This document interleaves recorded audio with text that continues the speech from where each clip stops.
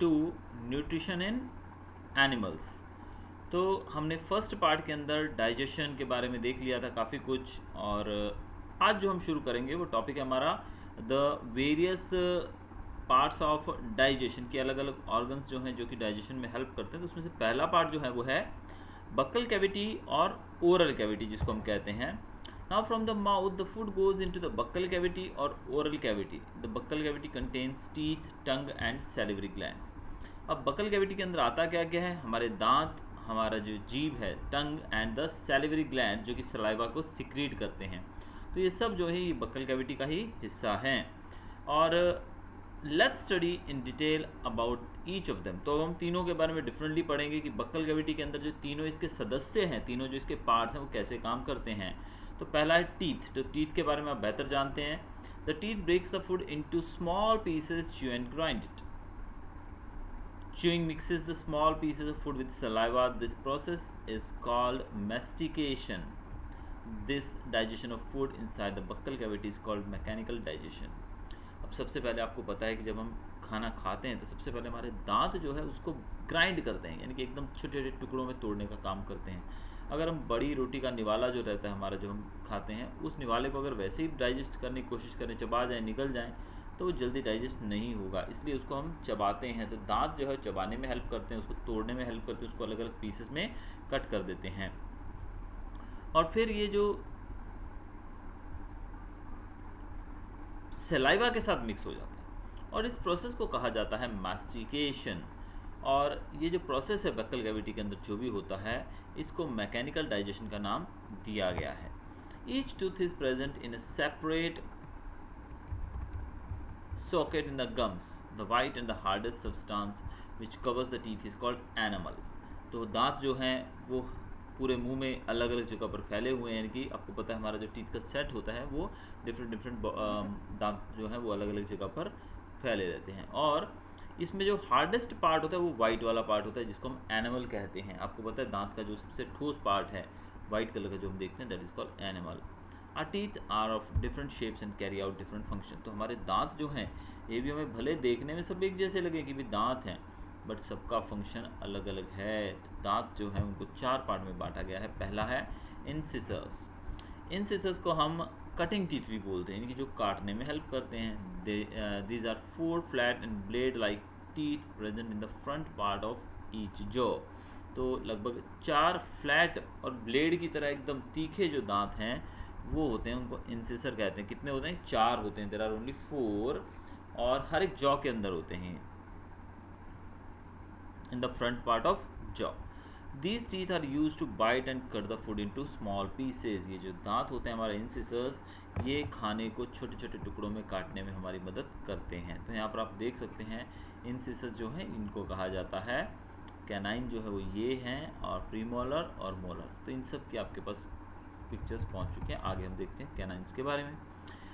These are present on the either side of the incisors, यानी कि इंसिसर्स जो होते हैं हमारे उनके दोनों तरफ ये पाए जाते हैं। These are 2 in number in each row. और ये जो है ये हर एक रो के अंदर 2 होते हैं, इनकी नीचे की तरफ भी 2 और ऊपर की तरफ भी 2 होते हैं। These are sharp and pointed teeth which help in tearing the food. ये जो है इनको टीयरिंग टीथ भी कहा जाता है क्योंकि ये खाने को टीयर करने में, काटने में हम बोल सकते हैं कि जैसे कि किसी चीज़ को फाड़ देते हैं, हम ऐसे खाने को प्रॉपरली च्यू करने में, टीयर करने में हमारी मदद करते हैं। प्रीमोलर जिनको हम ग्राइंडिंग टीथ भी बोलते हैं। There are 2 premolar next to each canine. और हर एक जो कैनाइन होता है उसके बाद 2 प्रीमोलर्स होते हैं, 4 इन नंबर इन ईच रो। तो हम कह सकते हैं कि 4 नीचे और 4 ऊपर, 8 लगभग ये प्रीमोलर्स होते हैं। These have broad and flat grinding surfaces. इनका जो ग्राइंडिंग सरफेस होता है वो फ्लैट होता है और ब्रॉड होता है। The grinding they grind food and break it into small pieces. Premolars जो होते हैं वो खाने को चबा कर, ग्राइंड कर कर एकदम मतलब पीस देते हैं उसको और छोटे छोटे पार्ट्स में बदल देते हैं। प्रीमोलर के बाद आएगा मोलर टीथ, जिनको हम ग्राइंडिंग टीथ भी कहते हैं। The remaining teeth in the jaw are 3 molars on either side of the premolars. और हर एक जॉ के अंदर जो प्रीमोलर्स जो होते हैं उनके साइड में लगभग 3 मोलर्स होते हैं ईच साइड। तो कुल मिला के 6 इन नंबर इन ईच जॉ, यानी कि हर एक जॉ के अंदर 6 होते हैं। तो कुल मिला के 12 टीथ हो जाते हैं ऊपर नीचे। These teeth also have broad and flat grinding surfaces. ये जो टीथ हैं इनके भी ब्रॉड और ग्राइंडिंग सर्फेसेस रहते हैं। They are larger than the premolars. ये प्री मोलर से बड़े होते हैं। पिक्चर देख सकते हैं, पिक्चर में आपको आइडिया आ जाएगा थोड़ा। These teeth are also use to crush and grind the food. इन दांतों का उपयोग किया जाता है खाने को क्रश करने के लिए और उसको ग्राइंड करने के लिए भी। टेम्पररी और परमानेंट टीथ की बात करते हैं। अब यहाँ जो पिक्चर आप देख रहे हैं 2.7, इसके अंदर बहुत आसानी से समझ सकते हैं कि जो हमारे दांत हैं, ये देखिए 3 और 3 6, ये मोलर्स हैं। ये दोनों जो हैं ये 4 लगभग 6 ये और 4 ये प्रीमोलर्स, और ये 2 कैनाइंस आ गए। और आगे वाले जो हैं इनको हम इंसिसेस कहते हैं, जिससे हम कट करते हैं, यानी कि cutting teeth also. In human beings the teeth grow twice. इंसानों के अंदर टीथ जो है वो 2 बार उगते हैं। The temporary set of the teeth grow when the child is in the age group of 6 months to 8 years। Temporary set होता है जो कि 6 महीने का बच्चा जब होता है तब उसके मुंह में दांत वो आना शुरू होते हैं और 8 साल तक वो दांत रहते हैं। This set of teeth is called milk teeth. इनको हम मिल्क टीथ कहते हैं क्योंकि ये बचपन में, यानी कि हम जब छोटे होते हैं बिल्कुल 6 महीने में आना शुरू हो जाते हैं और 8 साल तक ये रहते हैं। These teeth are smaller and weaker। ये स्मॉल होते हैं, छोटे होते हैं, और वीक बहुत ही ज़्यादा कमज़ोर होते हैं। These are 20 in number, 10 in the upper jaw and 10 in the lower jaw। ये जो दांत रहते हैं इसमें 20 ये दांत होते हैं जो कि 10 ऊपर और 10 नीचे रहते हैं।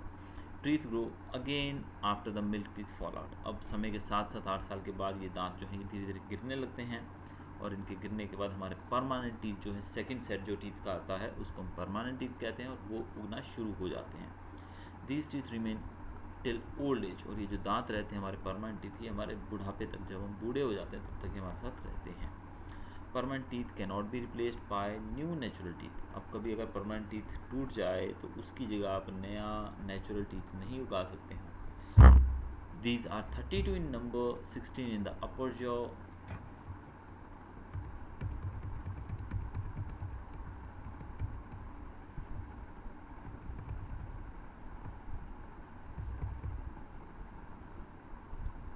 Four incisors, 2 canines, 4 premolars and 6 molars and 16 in the lower jaw।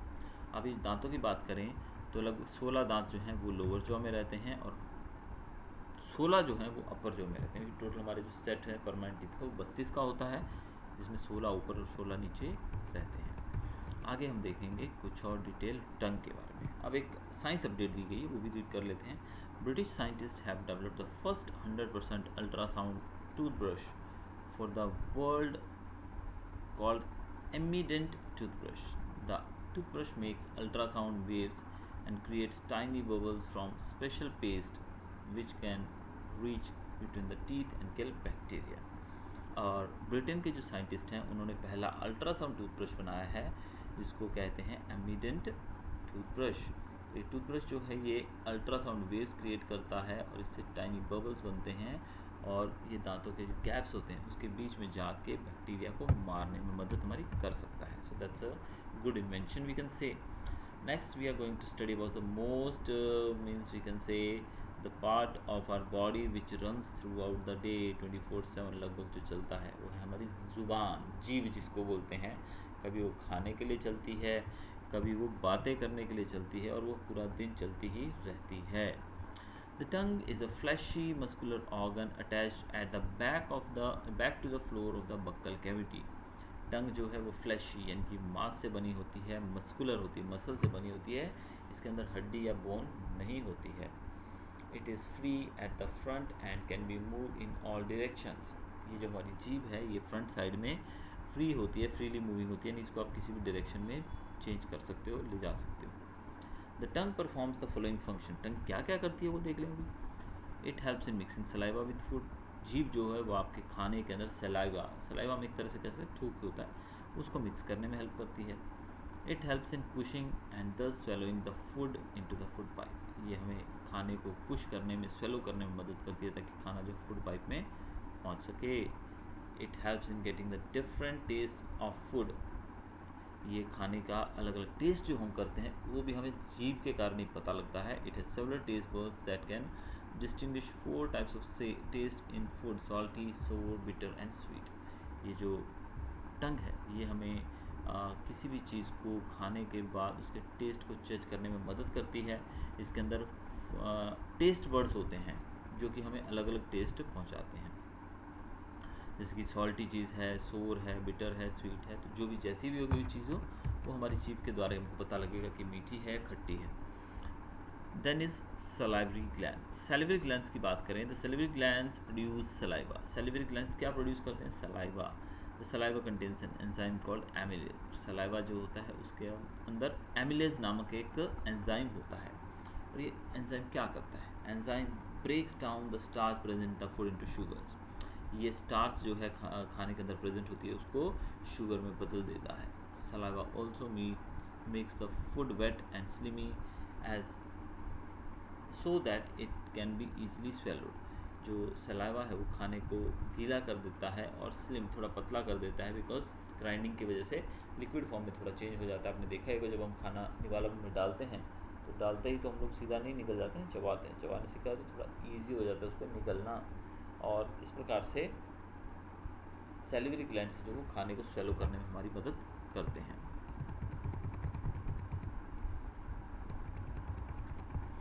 Next second part will study about pharynx और इसोफेगस के बारे में. The chewed food is pushed into a long and narrow muscular tube called the food pipe or esophagus through another short muscular tube called the pharynx. अब यहाँ पर आप दोनों pictures देख रहे हैं, इसके हिसाब से आपको आइडिया आ जाएगा कि movement of food in oesophagus. Movement जो है फूड का वो कैसे इसोफेगस में जाता है. अब देखिए जो यहाँ पार्ट में आप देख रहे हैं, फर्स्ट पार्ट में मसल जो है कॉन्ट्रैक्ट हुए देखिए, और खाना यहाँ से धीरे धीरे आगे बढ़ता जाएगा और कॉन्ट्रैक्शन और रिलैक्सेशन के कारण ही खाना जो है आपके पेट तक पहुँचता है. तो यहाँ पर फूड पाइप जो होती है उसको हम इसोफेगस भी कहते हैं, जो कि खाने को आगे कैरी करती है. और एक ट्यूब होती है, शॉर्ट ट्यूब मस्कुलर, जिसको हम बोलते हैं फेरिक्स. When the slightly digested food enters the food pipe, the walls of the esophagus start contracting and expanding to push the food down into the stomach. खाना जैसे ही फूड पाइप में enter करता है तो इसोफेगस के पिक्चर में जो आप देख रहे हैं, देखिए कॉन्ट्रैक्ट और रिलैक्स होने लगता है. देखिए कॉन्ट्रैक्ट हो गया और यहाँ पे ये रिलैक्स हो गया. तो इस तरीके से कॉन्ट्रैक्शन और रिलैक्सेशन के कारण जो खाना है हमारे पेट तक पहुँचता है. The pushing down of food by the walls of oesophagus in a wave like action is called peristalsis. इसको बोलते हैं पेरिस्टाल्सिस. मतलब जो खाने को नीचे पुश करने का जो पूरा प्रोसेस होता है, यानी कि इसोफेगस क्या करता है, खाने को पुश करता है नीचे की तरफ हमारे पेट पर. तो इसी प्रक्रिया को कहा जाता है peristalsis. Digestion of food does not take place in oesophagus. अब यहाँ पर खाना सिर्फ इसोफेगस तक पहुँचा है, यहाँ पर खाने का डाइजेशन नहीं होता है. उसके लिए हमें आगे जाना पड़ेगा. लेकिन इससे पहले हम देखेंगे, do you know, you must not eat hurriedly or talk or laugh loudly while eating, as it may cause hiccups or choking sensation. आपको खाना खाते वक्त कभी भी बात नहीं करनी चाहिए, कभी भी ज़्यादा हंसना नहीं चाहिए, ज़्यादा इधर उधर ध्यान नहीं देना चाहिए, क्योंकि खाना जो है अगर वो प्रॉपर्ली ना च्यू किया जाए और फूड पाइप में प्रॉपर्ली वो ना जाए तो इससे हमें कई बार हिकअप्स आप जानते हैं, हिचकियाँ आने लगती हैं. और चौक, हमारा गला चौक भी हो सकता है, सांस लेने में दिक्कत हो सकती है अगर खाना श्वास नली में चला जाए गलती से. तो this happens when food particles enter the wind pipe instead of entering the oesophagus. अब आपको ये ध्यान रखना होता है कि खाना खाते वक्त जो खाना है वो इसोफेगस में ही जाए. अगर वो कहीं गलती से विंड पाइप में चला गया तो आपका जो सांस है वो चौक हो जाएगा. The wind pipe and carries air from the nostril to the lungs. Wind pipe क्या करती है? विंड पाइप ऑक्सीजन ले जाने का काम करती है. नोस्ट्रिल्स यानी कि नाक से धुने जो आते हैं वहाँ से लेकर वो लंग्स तक ऑक्सीजन ले जाने का काम करती है.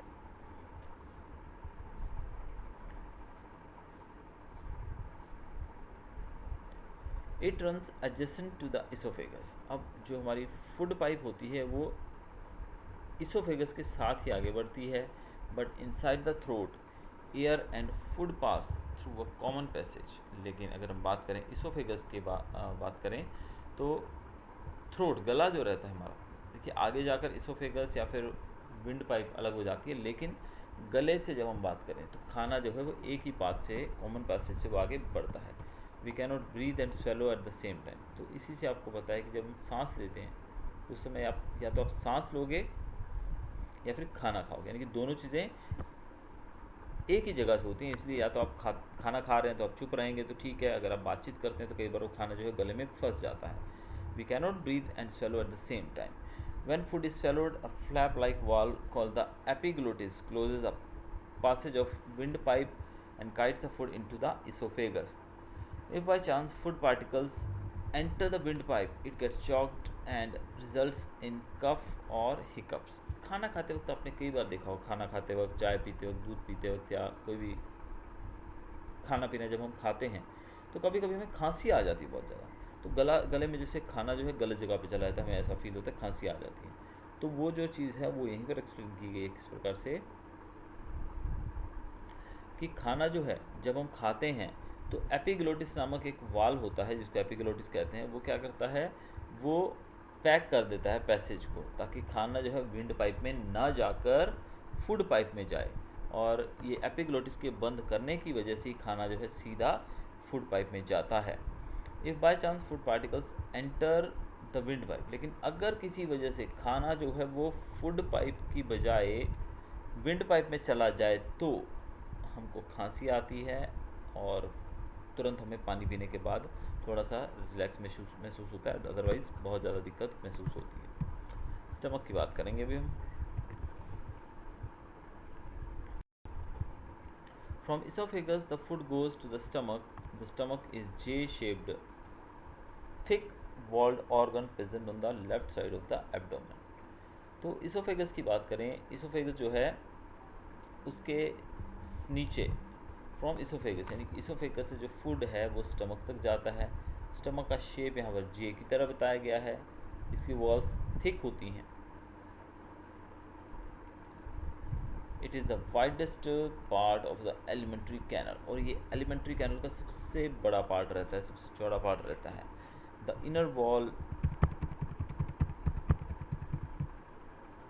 Of the stomach contains gastric glands. अब इसकी जो अंदर का हिस्सा रहता है स्टमक का, उसके अंदर गैस्ट्रिक ग्लैंड्स होते हैं। दीज ग्लैंड्स सीक्रेट गैस्ट्रिक और digestive juices which contains only 3 substances, HCl and pepsin and mucus. अब जो डाइजेस्टिव जूसेस जो हैं यानी कि सिक्रेट किए जाते हैं, उसके सिक्रेशन के बाद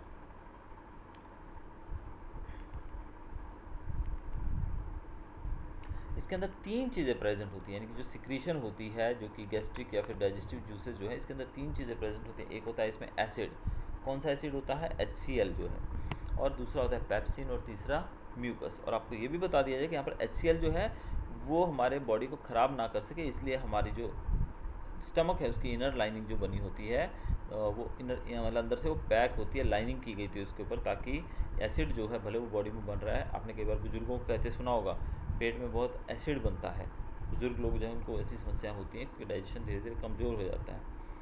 तो एसिड बनने का मतलब कि उनको बहुत ज़्यादा एसिड रियल में बनता है और ऐसे डकार आते हैं अजीब तरीके के। तो ये एसिड जो है ये एक्चुअल में तो नुकसान पहुंचा सकता है स्टमक को, बिकॉज स्टमक जो है वो तो एक ऑर्गन है, और आपको पता है कि जो एसिड है वो हमारी स्किन को जला सकता है, भले वो अंदर से हो या बाहर से हो। लेकिन यहाँ पर हमारी जो स्टमक रहता है उसकी इनर लाइनिंग होती है, अंदर से वो एक तरह से प्रोटेक्शन लेयर होती है, इस कारण से वो बच जाती है। हाइड्रोक्लोरिक एसिड जो है इसके साथ साथ वहाँ पर पेप्सिन और म्यूकस भी पाया जाता है। Hydrochloric acid kills many harmful bacteria that enter with the food. अब HCl का काम क्या है, HCl जो है वो बहुत सारे जो बैक्टीरियाज रहते हैं जो अंदर एंटर करते हैं उसको मार देता है। इट मेक्स द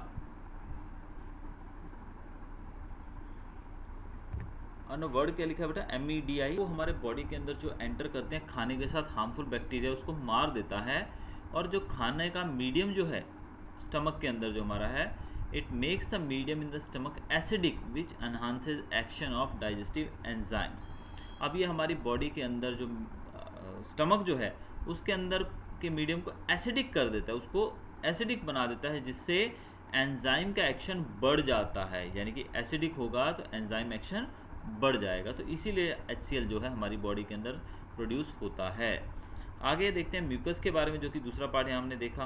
म्यूकस जो है, now the mucus protects the inner lining of the stomach from the action of enzymes and acid.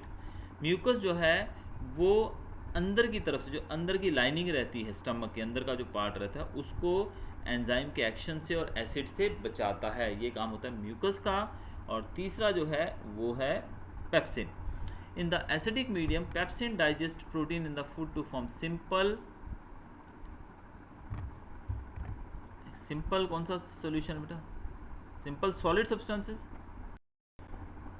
Simple soluble substances called peptones. अब एसिडिक मीडियम जो है उसके अंदर पेप्सिन जो है वो डाइजेस्ट करता है प्रोटीन को फूड में से और बदल देता है उसको सिंपल सॉल्युबल सब्सटेंसेस के अंदर, जिसको हम बोलते हैं पेप्टोन्स। इसको और समझने के लिए नीचे एक इन्होंने डायग्राम के माध्यम से भी हमें समझाया है, वो देख लेते हैं। चलिए, प्रोटीन्स जो है देखिए, पेप्सिन और एसिडिक मीडियम के कारण, जो कि हमारे स्टमक के अंदर एसिडिक मीडियम तो ऑलरेडी हमने देखा, ये HCl का काम है करना, और पेप्सिन के होने के कारण ये पेप्टोन्स में उसको बदल देता है प्रोटीन को।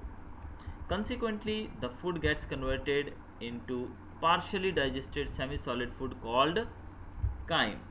The chyme leaves the stomach and enters small intestine. अब यहाँ पर जो फूड जो है वो कन्वर्ट हो जाता है partially digested semi solid food में, यानी कि फूड जो है वो आधा तो यहाँ डाइजेस्ट हो चुका होता है, पार्शियली डाइजेस्ट हो चुका होता है, और अब वो सेमी सॉलिड फॉर्म में बदल जाता है, जिसको काइम बोलते हैं।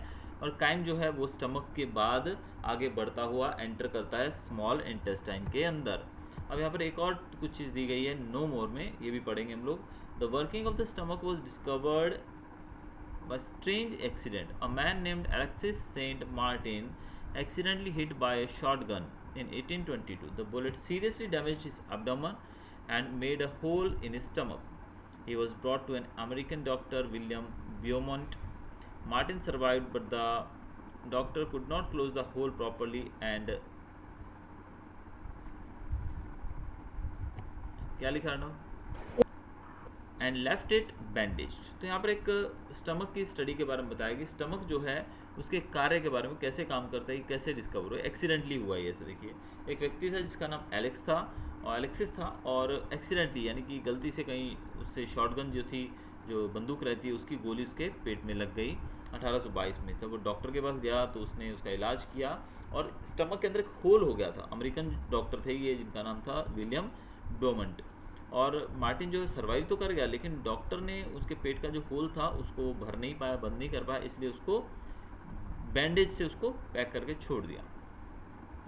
Doctor Beaumont took it as a great opportunity to see the inner part of the stomach through the hole. He observed the digestive processes. अब यहाँ पर उसने, जो डॉक्टर थे यहाँ पर डॉक्टर ब्योमंट, उन्होंने इसको एक अपॉर्चुनिटी के तौर पे लिया, क्योंकि अब तक ऐसे किसी के भी स्टमक की फंक्शनिंग के बारे में नहीं जाना गया था। लेकिन यहाँ पर ये जो एलेक्सिस थे, इनके पेट में तो ऑलरेडी होल था, तो यहाँ पर डॉक्टर ने उसके डाइजेस्टिव प्रोसेस को समझने की कोशिश की। He began to perform experiments on digestion using Alexis stomach without giving any discomfort to him, made some wonderful observation. तो डॉक्टर ने ये जो मार्टिन या एलेक्सिस नाम से जो व्यक्ति था, एलेक्सिस सेंट मार्टिन, इसकी पेट के अंदर जो होल था उसके माध्यम से इसने कुछ एक्सपेरिमेंट किए और इससे पता लगा कि किस प्रकार से इनका जो डाइजेस्टिव प्रोसेस है वो काम करता है। लेकिन इसमें बिल्कुल भी एलेक्सिस मार्टिन को बिल्कुल भी तकलीफ नहीं दी गई। He found that the stomach churns the food. The dash of stomach secretes certain gastric juices which in the digestion helps in the digestion of food. He mixed the gastric juices from the stomach with food. He observed the food mixed with the gastric juices of the stomach get dissolved and digested. तो यहाँ पर doctor थे, उन्होंने पाया कि जो stomach रहता है वो खाने को पूरे तरीके से चर्न करता है, यानी कि पूरे तरीके से अपने अंदर समा लेता है, एब्जॉर्ब कर लेता है। और स्टमक जो है कुछ ऐसे जूसेस सिक्रीट करती है जो कि खाने को डाइजेस्ट करने में मदद करते हैं।